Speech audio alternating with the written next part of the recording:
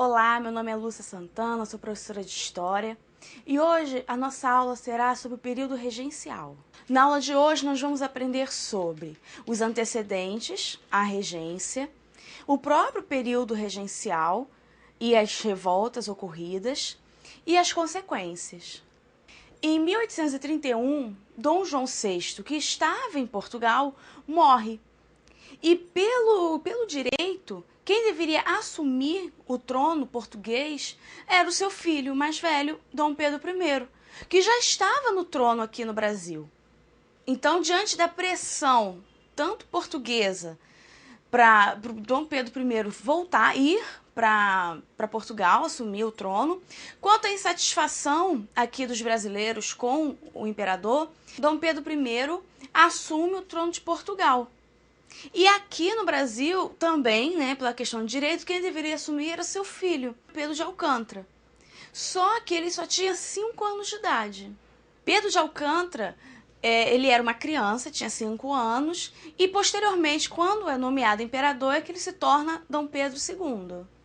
Mas uma criança não pode governar um país. Então, o que fazer? Qual a solução para esse problema? A Constituição determinava a organização de uma regência, composta por 3 membros, eleito em Assembleia Geral. O período regencial, ele durou cerca de 9 anos, um período curto, porém muito confuso, com muitas disputas e revoltas. A primeira foi a regência trina provisória, já que os membros da Assembleia estavam de recesso. E, posteriormente, sim, teve eleição para eleger esses 3 membros que iam compor a regência, até Dom Pedro II, até Pedro de Alcântara, ter 18 anos e aí sim ser maior de idade. Uma questão importante desse período foram os partidos políticos. Então, parece difícil, mas não é. É bem simples essa movimentação dos partidos. Então, vamos entender a questão dos partidos políticos?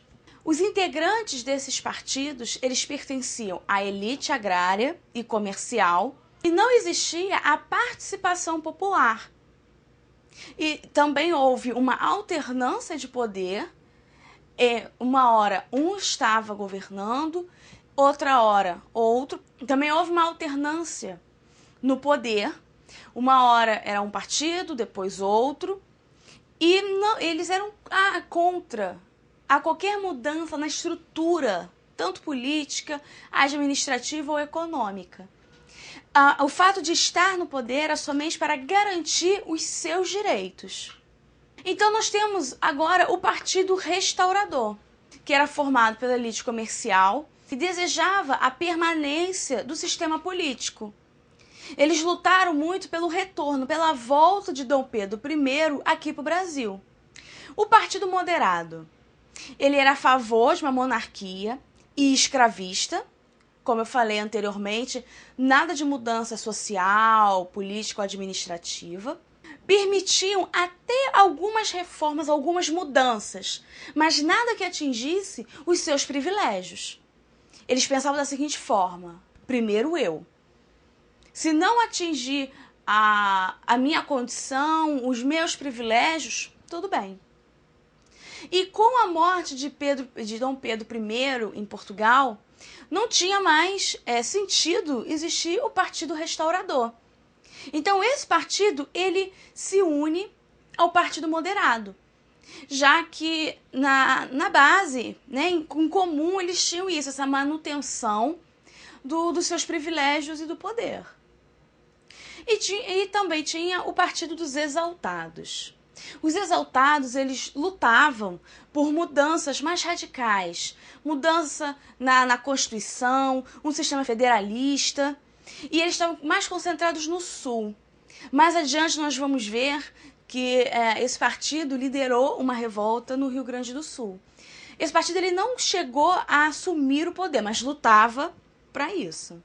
Então, nesse esquema sobre a regência, nós vimos o antecedente, que foi o retorno de Dom Pedro I para Portugal, para assumir o trono que lhe era de direito, e a própria regência, os partidos, que estavam divididos entre restauradores, exaltados e moderador.